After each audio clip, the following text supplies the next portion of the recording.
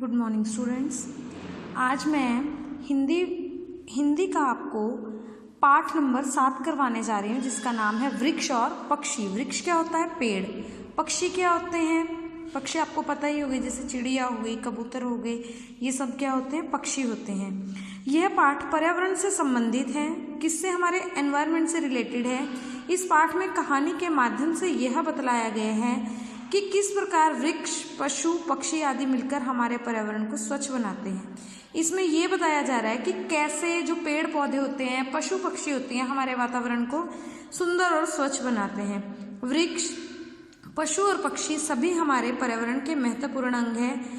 ये क्या है? इम्पॉर्टेंट है हमारे पर्यावरण के लिए। सभी चीज़ें, किसी एक के भी नष्ट या नुकसान होने से हमारा पर्यावरण प्रभावित हो सकता है। अगर एक का भी नुकसान हो जाता है तो इससे क्या होता है? हमारे पर्यावरण पे इफेक्ट पड़ता है। देखिए क्या है, अब आपका ये पाठ शुरू हो रहा है। एक राजा था, अनपढ़, नासमझ और जिद्दी था। हठ करता था, अपनी जिद को मनवाता था। अनपढ़ था, पढ़ा लिखा नहीं था और उसे किसी भी बात की समझ नहीं थी। उसका शासन बड़ा कठोर था। वो शासन करता था, लोगों पर राज करता था। वो बड़ा क्या था? कठोर था।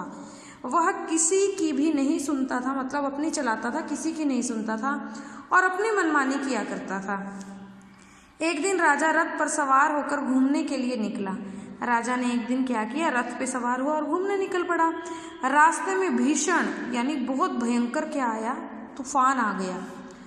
साथ ही जोर जोर से क्या होने लगी? बारिश होने लगी, वर्षा होने लगी। मार्ग में यानी रास्ते में जो पेड़ थे वो उखड़ कर गिर गए। रास्ते में देखिए, ये देखिए, तेज बारिश हो रही थी, उखड़ कर गिर गए। आगे जाने के लिए रास्ता नहीं था और आगे जाने के लिए कोई रास्ता नहीं था। राजा रथ से नीचे उतरा और पैदल चलते हुए वह आगे बढ़ने लगा। रथ से तो उतरना ही था क्योंकि रास्ता नहीं था। अब वो उतरकर पैदल चलने लगा। पैदल चलते हुए आगे बढ़ा और एक वृक्ष के नीचे खड़ा हो गया। अब वो क्या हुआ? एक पेड़ के नीचे खड़ा हो गया। उस दिन उस पेड़ पर एक चिड़िया बैठी हुई थी। उसने राजा के सिर पर बीट कर दी। बीट आपको पता ही हो गया। राजा को क्या हो गया? गुस्सा आ गया, क्योंकि उसके क्या हो गए? कपड़े हो गए। और उसने निश्चय किया कि बीट करने वाली चिड़िया जाति को समूल नष्ट कर दूंगा। और अब उसने, ना समझ तो था ही, वो बेवकूफ तो था ही, उसने क्या सोचा अब कि जिस चिड़िया ने क्या की है? बीट की है, उसे समूल यानी जड़ सहित ही क्या कर दूंगा? नष्ट यानी खत्म करवा दूंगा। और रास्ते में रोकने वाले वृक्षों को कटवा दूंगा, और जितने भी रास्ते में वृक्ष है जो रास्ता रोकते हैं उनको कटवा दूंगा। दूसरे दिन राजा ने अपने दरबार के मंत्रियों को आदेश दिया। ये देखिए, दरबार के मंत्रियों को आदेश दे रहा है वो मूर्ख राजा, कि देश के मार्गों के सभी वृक्षों को काट दिया जाए, कि रास्ते में जितने भी मार्ग हैं उन्हें, रास्ते में जितने भी वृक्ष हैं उन्हें क्या है? काट दिया जाए और जंगलों को जला दिया जाए। साथ ही सारे पक्षियों को मार दिया जाए। देखो बेवकूफ़ों के काम। देखो स्टूडेंट्स, ये आपका क्या है? लेक्चर नंबर 1 है। मंत्रियों ने राजा को ऐसा ना करने की सलाह दी।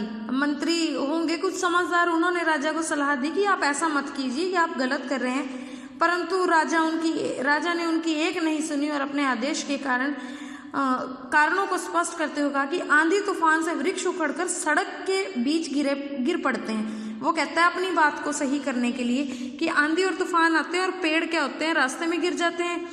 वृक्षों के सड़क पर गिरने से अनेक दुर्घटनाएं होती है और क्या होता है? बहुत सारी दुर्घटनाएं हो जाती हैं। इन वृक्षों की आड़ में अपनी बात को सही करने के लिए वो ये तर्क देता है कि पेड़ गिरते हैं, दुर्घटनाएं होती हैं।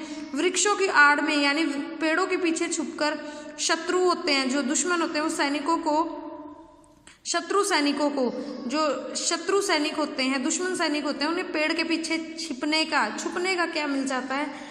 अवसर, मौका मिल जाता है।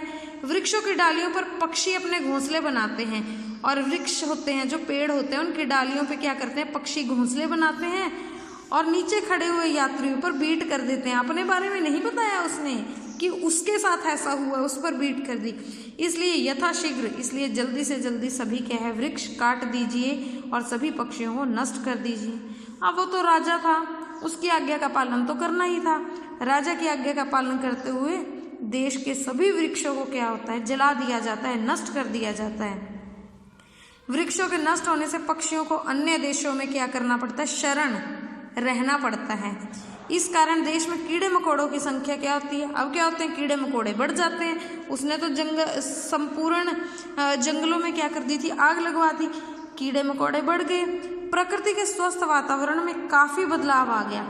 अब प्रकृति में तो वातावरण में तो बदलाव आना ही था, धीरे धीरे सारा वातावरण क्या हो गया, प्रदूषित हो गया और अनेक बीमारियां फैल गई। और प्रजा यानी जो लोग उस देश में रहते थे वो क्या हो गए, परेशान हो गए। आज ये आपका लेक्चर नंबर 1 है, इसमें मैंने आपको पेज नंबर 42 कंप्लीट करवा दिया है और पेज नंबर 43 यहाँ तक करवा दिया है। तो आप इस लेसन की पूरी स्टोरी खुद भी पढ़ सकते हैं, अदरवाइज मैं तो अभी आपको करवाऊंगी ही। इंटरेस्टिंग लग रही है story. Thank you and have a good day.